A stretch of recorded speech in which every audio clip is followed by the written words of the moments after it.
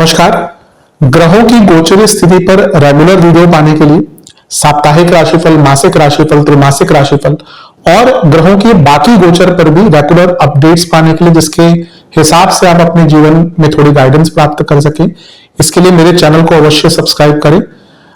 जिन लोगों ने सब्सक्राइब कर रखा है वो ऑल ये जो नोटिफिकेशन सेटिंग होती है इसको क्लिक करें, क्योंकि कभी कभी कुछ लोग बोलते हैं उनको नोटिफिकेशन नहीं मिलती।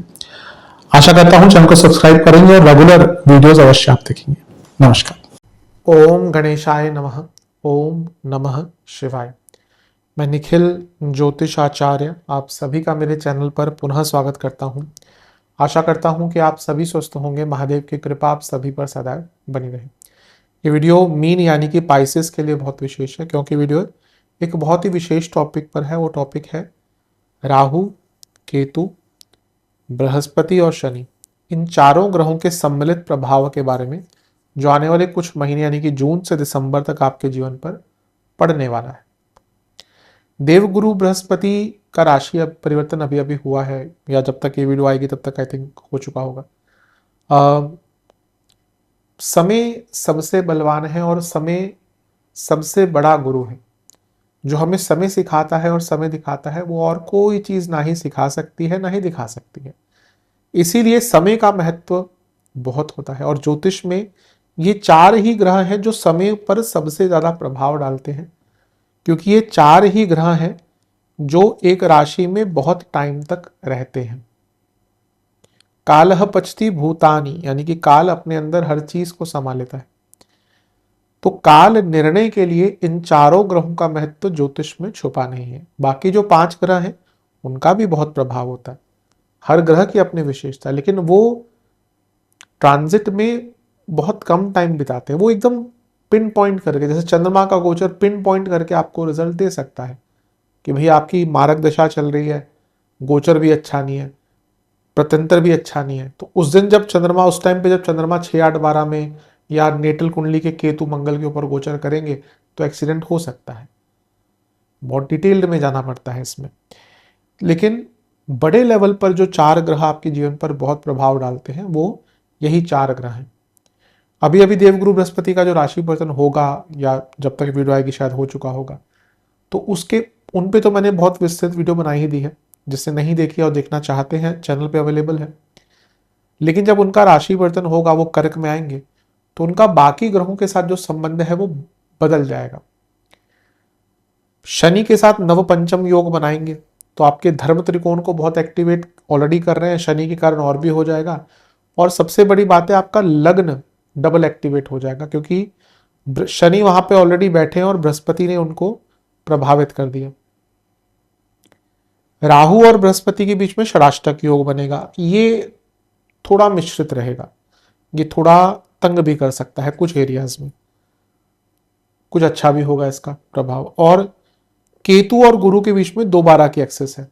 बृहस्पति केतु की तरफ जा रहे हैं, केतु उल्टे चलते हैं तो बृहस्पति की तरफ आ रहे हैं, इसका अपना प्रभाव होगा। 2/12 की एक्सेस। तो ये 3 प्रमुख योग हैं जिनकी हम चर्चा करेंगे इस वीडियो में। क्या क्या इंपैक्ट इनका हो सकता है। लग्न राशि या चंद्र राशि यदि आपकी मीन है, पाइसेस है, दोनों ही देख सकते हैं। जहां से सूट रिलेट ज्यादा करता है वहां से देखिए। व्यक्तिगत तौर पे मेरा मानना है लग्न से देखेंगे तो अच्छा, इनकेस नहीं बताया तो चंद्र राशि से भी इसको देख सकते हैं। शुरू करते हैं इस अत्यंत महत्वपूर्ण राशिफल का।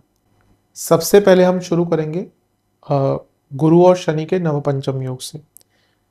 देवगुरु बृहस्पति जहां एक और शनि को देख रहे हैं, आपके लग्न भाव को भी देख रहे हैं, तो उस नाते आपका लग्न भाव डबल इंपैक्टेड हो गया, डबल ट्रांजिट के अधीन आ गया।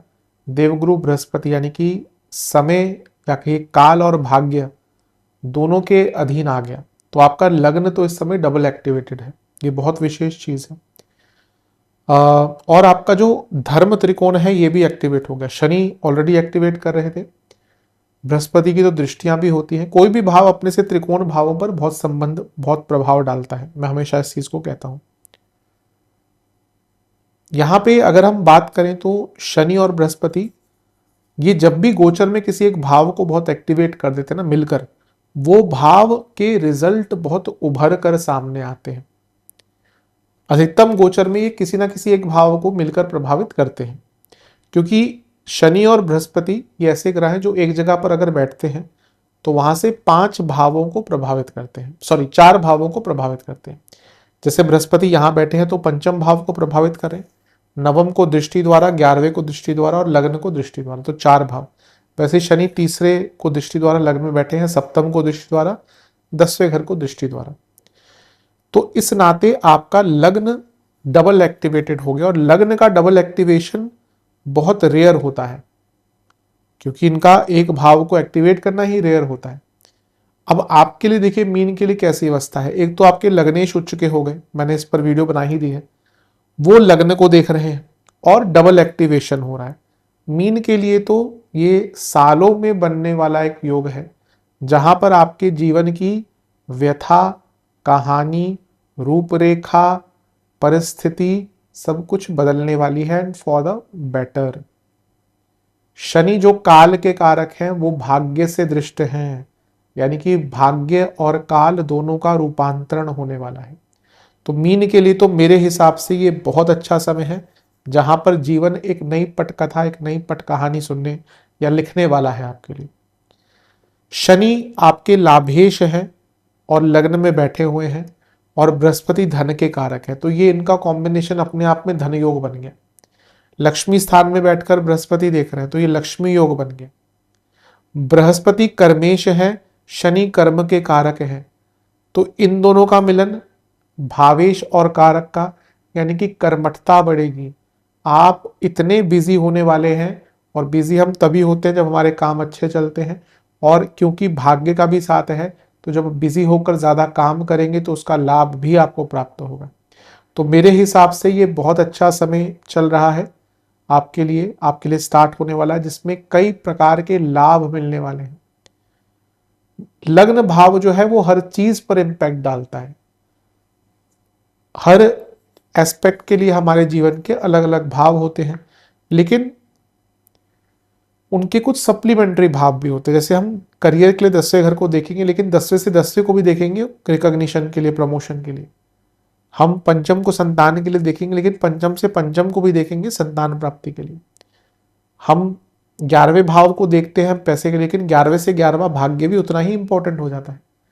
उसी प्रकार से लग्न एक ऐसा भाव है जो हर चीज पर इंपैक्ट डालता है, यानी कि आपके जीवन में ओवरऑल सक्सेस आने वाली है। ये एक ऐसा साल है, मैंने बृहस्पति का जब वीडियो बनाया था तब भी उसमें कहा था, और यहां से तो और भी स्पष्ट हो रहा है कि मीन के लिए एक बहुत ही स्वर्णिम काल की शुरुआत हो रही है जहां पर आपको बहुत कुछ प्राप्त होगा। लग्न बली हो रहा है, लग्न प्रभावित हो रहा है, यानी कि पद प्राप्ति होगी। सप्तम से सप्तम यानी कि विवाह का योग, सबसे बड़ी बात है रिकॉग्निशन का योग, फेम, सब कुछ प्राप्त होगा आपको जो आप डिजर्व करते थे। शनि पहले मेहनत करवाते हैं, तो 2025 में आ गए थे मार्च से, तो आपसे मेहनत बहुत करवाई होगी, but at the same time क्योंकि कर्म भाव को भी देख रहे थे तो मंदता भी आई होगी। आप काम तो बहुत कर रहे होंगे, आप बहुत मेहनत कर रहे होंगे। अब बृहस्पति जब आपके आके उनको एक्टिवेट कर देंगे तो आपको उसका रिजल्ट भी मिलना शुरू हो जाएगा। तो ये देवगुरु बृहस्पति का गोचर और उसके कारण जो नव पंचम योग या पहले लग्न का एक्टिवेशन, डबल एक्टिवेशन है, ये बहुत शुभ प्रकार से आपको लाभ देगा। धन का लाभ होगा, पद प्राप्ति, अथॉरिटी, नेम, फेम। कुछ लोगों को बहुत पहचान मिलने वाली है, कुछ लोगों का बहुत नाम बनने वाला है। बिजनेस के लिए बहुत अच्छा है, सप्तम से सप्तम डबल एक्टिवेट हो रहा है, यानी कि बिजनेस में नेम, फेम, रिकॉग्निशन, ग्रोथ, पैसा सब कुछ मिलने वाला है। तो ये नवपंचम योग तो बहुत श्रेष्ठ है। और क्योंकि शनि आपके 12वें घर के स्वामी हैं तो ये एक रूपांतरण भी होगा, ये आपके खुद के नेचर में बदलाव होगा।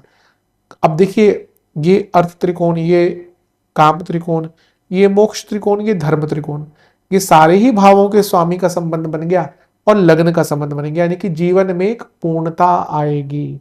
यही वो चार चार चीजें हैं, धर्म, अर्थ, काम, मोक्ष, जो मिलकर हमारे जीवन में बैलेंस लाती है।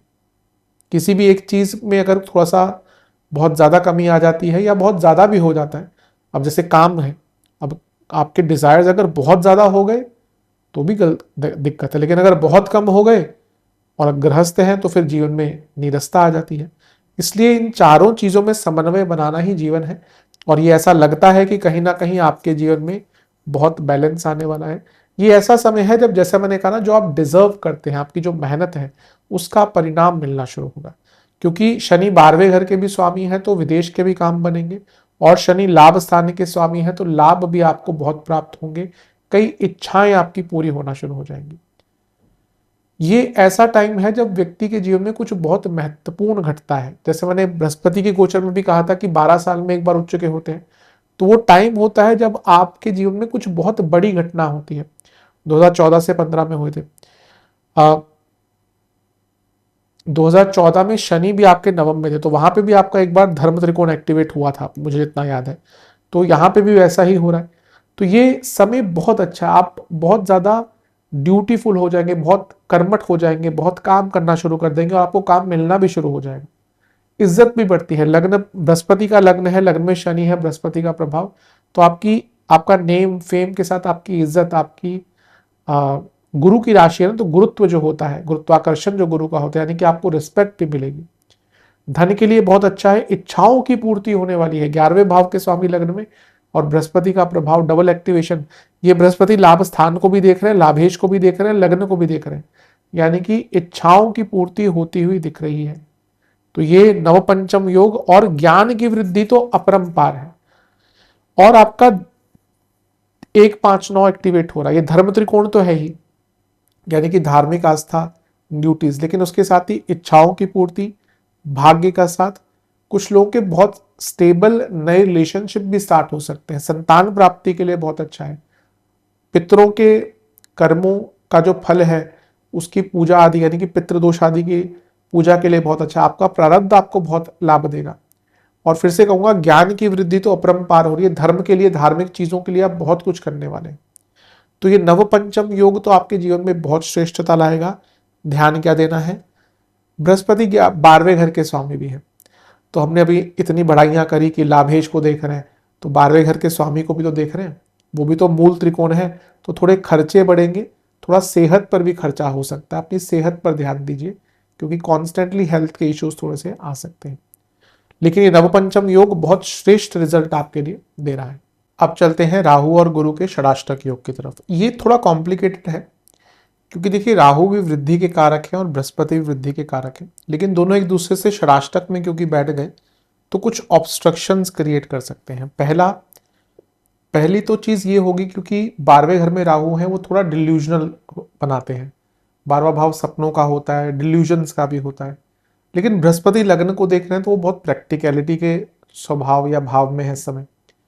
तो ये जो एक हार्मनी नहीं बैठ रही ना, इसके कारण होगा क्या कि आप बहुत सारी इम्प्रैक्टिकल चीजें भी एक साथ स्टार्ट कर देंगे। बल्कि जो आपने इमेजिन, मैं हमेशा कहता हूँ मीन वाले बहुत इमेजिनेटरी होते हैं, तो आपने कुछ इमेजिन किया और फिर उसके बेस पर आपने चीजों को स्टार्ट कर दिया, और फिर बाद में आप जाके देखेंगे ये तो कार्य मेरा खराब हो गया, या ये उस प्रकार से हो नहीं रहा जैसा मैंने इमेजिन किया था। तो इमेजिनेशन पर दम ना देते हुए, इमेजिनेशन पर जोर ना देते हुए आपको बहुत प्रैक्टिकल अप्रोच रखनी पड़ेगी। और यहाँ पे आप खर्चा भी बहुत ऐसी चीजों पे स्टार्ट कर देंगे कि ऐसा होने वाला तो मैं ये खर्चा कर देता हूँ।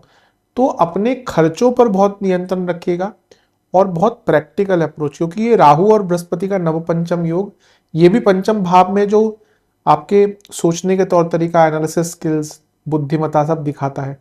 लेकिन वहां से अष्टम में राहु, तो वो बुद्धिमत्ता पर पर्दा डाल सकते हैं, यानी कि ना बहुत इंपल्सिव आप हो सकते हैं। तो आई थिंक ये राहु बृहस्पति का जो प्रभाव है, ये इस एरिया में आपको बचना है कि बहुत इंपल्सिव फाइनेंशियल डिसीजन नहीं लेने, इमेजिनेशन में बहकर, सपनों में बहकर, डिल्यूजन में रहकर कोई निर्णय नहीं लेना। इन चीजों पर ध्यान दीजिए और खर्चों पर भी थोड़ा सा नियंत्रण रखिए।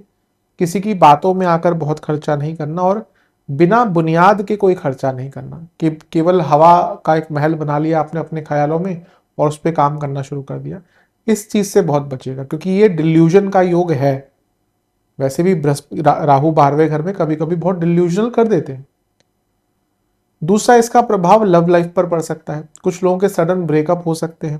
पंचम से अष्टम में राहु, कुछ ऐसी चीजें सामने आ जाएंगी जो छुपी हुई थी, थर्ड पार्टी सिचुएशन हो, चीटिंग की बात हो, तो वो भी सामने आ सकता है। और ये कभी कभी संतान से भी संबंध बिगाड़ सकता है। पंचम से अष्टम में राहु संतान से संबंध भी बिगाड़ सकता है। तो इस चीज पर भी आपको बहुत ध्यान देना है। लेकिन एक अच्छी चीज यह है कि ये इंट्यूशन बहुत बढ़ा सकता है, क्योंकि पंचम के बृहस्पति और 12वें घर के राहु ये इंट्यूशनल योग है। तो आपकी इंट्यूशन बहुत अच्छी रहेगी। तो थोड़ा सा मेडिटेशन आदि कर कर थोड़ा अपने आप को बैलेंस रखकर आप उस इंट्यूशन का उपयोग कर सकते हैं, क्योंकि same intuition can also go the wrong side, जो मैंने अभी थोड़ी देर पहले कहा। तो आई थिंक ये राहु, और दूसरी चीज ये भी होगी कि आप बहुत सारी चीजें एकदम करना चाहेंगे। बृहस्पति अभी अच्छे हुए हैं तो आपके काम भी बनने शुरू होंगे, लेकिन आप बहुत सारी चीजें एक साथ स्टार्ट कर देंगे। ये भी करना है, ये सीखना भी है, किताबें पढ़ना स्टार्ट कर देंगे, कहीं पे पैसा लगा देंगे, जिम ज्वाइन कर लेंगे, ये कर लेंगे, वो कर लेंगे। अब इतनी सारी चीजों को आप एक साथ हैंडल कर नहीं पाएंगे। तो इसीलिए राहु बृहस्पति की जोड़ी थोड़ी सी कष्टकारी हो सकती है। कुछ लोग आपको मेंटली भी तंग करने की कोशिश करेंगे, स्पेशली आसपास वाले आपके आपके उत्साह को कम करने की कोशिश करेंगे। तो यहाँ पे निंदात्मक लोगों से दूर रहिए, और अगर कोई निंदा करता भी है तो उसके बात को ज़्यादा महत्व ना दें। और सबसे बड़ी बात तो मैं यही कहूँगा कि ओवर थिंकिंग से बचें, क्योंकि पंचम के बृहस्पति ही ओवर थिंकिंग करवाते हैं। अब ये षडाष्टक योग बन गया तो ये बहुत भयंकर ओवर थिंकिंग करवा सकता है। तो आई थिंक इस एरिया पर ध्यान देंगे तो अच्छा है। बृहस्पति पंचम में और राहु 12वें में, ये कभी कभी साइकोलॉजिकल डिसऑर्डर्स भी दे सकता है। तो जिनको ऑलरेडी कोई ऐसा इशू चल रहा है उनको बहुत ध्यान देने की आवश्यकता है। तो इन एरियाज पर थोड़ा काम करेंगे तो अच्छा है। थोड़ा कष्टकारी यहाँ पे दिख रहा है, जो मैंने संतान से संबंध की बात करी, रिलेशनशिप की बात करी, उस पर भी ध्यान दीजिएगा। और मन मुटाव मत करिएगा, क्योंकि ये ऐसा टाइम होता है कि कभी कभी कोई ऐसी बहुत बड़ी बात होती नहीं है, लेकिन आपके मन मुटाव कई लोगों से हो जाते हैं, उसके कारण भी दिक्कत होती है। और बहुत सारे लोगों पर विश्वास भी मत कीजिएगा। यहाँ पर जितना मेडिटेशन को अपने जीवन में स्थान देंगे ना, उतना आपके लिए अच्छा होता रहेगा। तो इन सब चीज़ों पर काम कीजिएगा। अब चलते हैं केतु और गुरु की दोबारा की एक्सेस की तरफ। केतु और गुरु एक दूसरे से दोबारा में बैठे हैं। गुरु से केतु दूसरे में है, केतु से गुरु 12वें में है, तो इसको दोबारा की एक्सेस कहते हैं। बहुत विशेष है कुछ एरियाज के लिए। सबसे पहला, ज्ञान की जो वृद्धि आपकी होने वाली है ये अतुलनीय होगी। अपने आप में जब देवगुरु बृहस्पति पंचम भाव में आकर बैठे हैं, शास्त्रीय ज्ञान हो, एकेडमिक नॉलेज हो, रिसर्च हो, मंत्र साधना, अध्यात्म, वेद, पुराण, शास्त्र, जिस भी एरिया में आप चाहते हैं ना पारंगत बनना, आराम से हो सकते हैं। लेकिन बृहस्पति भी ज्ञान के कारक है, लेकिन बहुत बृहत लेवल पर, और केतु सूक्ष्म लेवल पर। केतु कह सकते हैं स्पेशलिटी, और बृहस्पति का ज्ञान तो फिर बहुत ही बड़ा है। लेकिन अब ये दोनों ग्रह एक दूसरे की तरफ आ रहे हैं। बृहस्पति अतिचारी हैं, केतु वक्री हैं। तो आपके ज्ञान की अब पूर्णता दिख रही है। कई बार होता है कि हम बहुत कुछ स्टार्ट करना चाहते हैं, पढ़ना चाहते हैं, सीखना चाहते हैं, लेकिन वो हो नहीं पाता क्योंकि रास्ता नहीं दिखता। कई लोग गुरु की तलाश में होते हैं जीवन में कि कोई गुरु मिल जाए, लेकिन गुरु नहीं मिलते, रास्ता नहीं मिलता। कई लोग सीखना चाहते हैं बहुत कुछ, कई लोग मंत्र साधना सीखना चाहते हैं, कई लोग ज्योतिष सीखना चाहते हैं, लेकिन उनको कोई मार्गदर्शन देने वाला नहीं मिलता।